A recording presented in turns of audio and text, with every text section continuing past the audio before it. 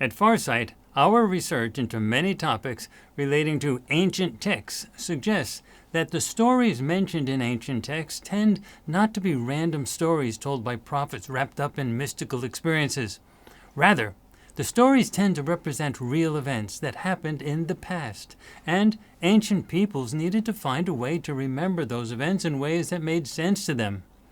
Fortunately, remote viewing, when done well under totally blind conditions by multiple well-trained remote viewers, can help us shed light on such ancient mysteries. For example, what did those ancient peoples experience that inspired them to record stories of such events in their writings? Think of the Great Flood and Noah's Ark, the mystery of Moses, the destruction of Tanis, young Jesus, the crucifixion, Lucifer, Sodom and Gomorrah, Ra, and Zeus. These are all mysteries from the ancient past that have been written about in ancient texts, and Farsight has done major projects on all of them. In each case, those who recorded such things in their writings did so in an attempt to explain mysterious events and beings that really happened or existed.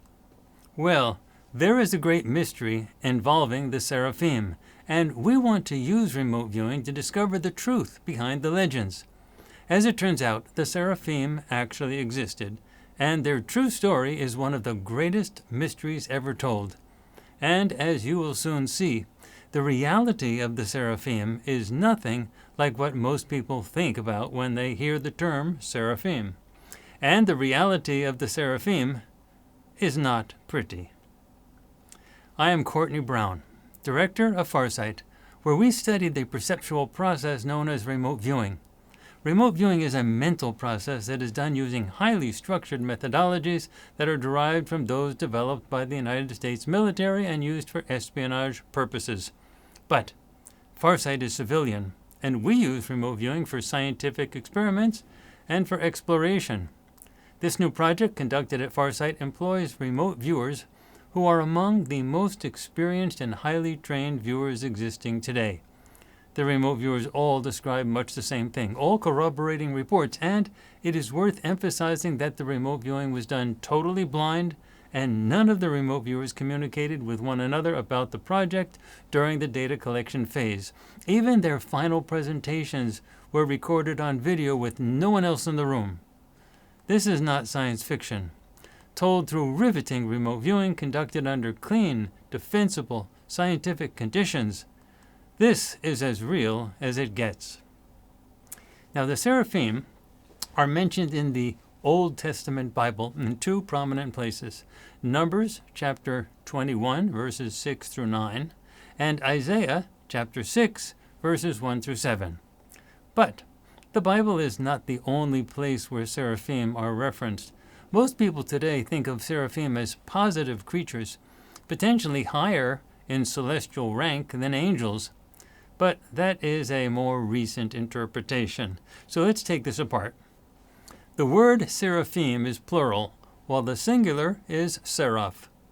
Now, the word seraph comes from the Hebrew word that means burning one or serpent, and even venom, depending on the context. Now, in terms of the Bible, seraphim are fiery celestial beings that surround the throne of God. The Bible says that they have 6 wings and they continually chant holy type things. Now, the term seraph implies intense radiance that burns away sin. However, the root of the word in Hebrew suggests that they are fiery beings who consume sinners. Now, the story of the seraphim starts with a rebellion. It is said that the Hebrews rebelled against God while traveling in the wilderness during the long Exodus trip in search of the Promised Land. Now, the rebellion occurred while they were passing Mount Hor, which is interesting since this supplies a specific geographical detail to the location of the events, supporting the idea that some type of event actually happened. Now, the trip was long and difficult, and apparently the Hebrews disliked manna, the bread that God gave them to eat. One translation of Numbers 21, verse 5 states, "And the people spoke against God and against Moses, stating, Why have you brought us up out of Egypt to die in the wilderness? For there is no food and no water, and we loathe this worthless food."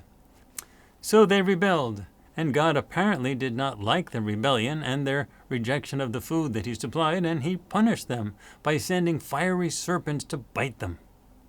Now, in Numbers chapter 21, verses 6 through 9, from the New International Version of the Bible, it says, "Then the Lord sent venomous snakes among them. They bit the people, and many Israelites died. The people came to Moses and said, 'We sinned when we spoke against the Lord and against you. Pray that the Lord will take the snakes away from us.' So Moses prayed for the people. The Lord said to Moses, 'Make a snake and put it up on a pole, and anyone who is bitten can look at it and live.' So Moses made a bronze snake and put it up on a pole. Then, when anyone was bitten by a snake and looked at the bronze snake, they lived." Well, according to the text, lots of people died during the attack, and here is where the idea of venom is connected to fire. The Hebrews were devastated, according to the legend. And note again that God instructed Moses to create a bronze serpent and mount it on a pole in order to heal the Hebrews who were damaged but not killed during the attack. Now, the wounded were supposed to see this pole to get healed, and this can be seen as a form of manipulation, where powerful beings both create a problem and then solve the problem as long as they obtain obedience from the target population. Now, this serpent on a pole idea was later referenced as the Nehushtan, and it indeed is connected to medical services even today, and it is even part of the EMS symbol. So we have two meanings for seraphim, and some scholars suggest that there are elements in pre-Isaiah thought that connected the term to fiery serpents more than to something positive, more like a punishing force associated with fire and snakes. Additionally, in some extra biblical texts, such as Enoch, seraphim were linked to fallen angels. And in the Gnostic traditions, the serpent in the Garden of Eden was a liberator who freed Adam and Eve from imprisonment and slavery by gifting them with knowledge, further complicating the role of reptiles in biblical history. So, very early sources paint the picture of seraphim more as fiery serpents, even dragon-like beings used for punishment. But as time went on, the original meaning of seraphim morphed into something more positive. In the Judaic and Christian traditions, seraphim were eventually reframed as angelic figures rather than fiery serpents. But again, that is a more modern spin on the topic. We can also connect this idea of God punishing his rebellious human followers to other ancient events. Remember the Farsight project on Ra, where Ra sent Hathor out to severely punish humans who were rebelling against the rule of Ra? Well, the Farsight project found that Ra was not a real god, but rather an extraterrestrial who at the time ran Earth as a literal prison. Ra was the prison warden at the time. Those who are interested should watch or rewatch our Ra project to see the similarities between the punishing behavior of Ra and the similar behaviors of the ancient god of the Hebrews during the Exodus trip.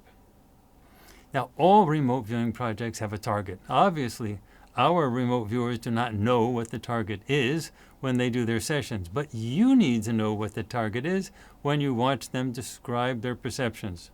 So, let me tell you.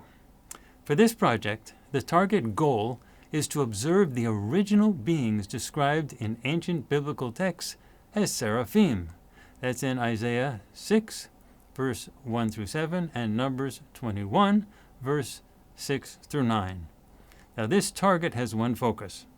Focus 1 is the original beings described in the ancient biblical texts as seraphim, specifically Numbers 21, verse 6 through 9. Target time is biblical time. Subject W is the human subject most influenced by the seraphim, and subject A is the leading seraph. So, what was it? Were the seraphim angelic hosts, or were they punishing and fiery devils? Let's find out. We have 4 remote viewing sessions for you to see today, and all remote viewers did their work under totally blind conditions, and they recorded their data on video completely alone. Beginning with a session by Aziz Brown, and then Yeme Janae, Shantae, and finally Intisam, here is what our remote viewers perceived about the seraphim. If you had any prior expectations of what seraphim are or were, put them aside. You are about to learn something that's real. And one final thing. Before seeing the sessions, please remember to subscribe to our free email newsletter that you can find on our website, farsight.org. We never send out spam, and we never share our subscriber list with anyone else for any purpose. Also, please consider subscribing to our streaming service, FARSIGHTPrime.com, where you can see this full project and all other full Farsight projects. FARSIGHTPrime.com is a video library that is unmatched anywhere. And finally, remember to visit The Vault on our website, farsight.org, where you can get full transcripts of all of our Mysteries projects. Now, the transcripts are designed to be easily uploaded and read by your AI, such as ChatGPT, Gemini, Grok, and so on. Working with these transcripts and your AI, together with the statistical validation found within the transcripts that your AI will understand, you can study the video library on farsightprime.com to easily see reality the way it really is, not the way it was taught to you in the highly compromised media and educational systems on this planet. Learn what is real by watching the unfiltered raw data. It is the sure path to freedom for people like you and me, and for the planet as a whole. And now, friends, here are the sessions for the Seraphim. Hold on to your seats.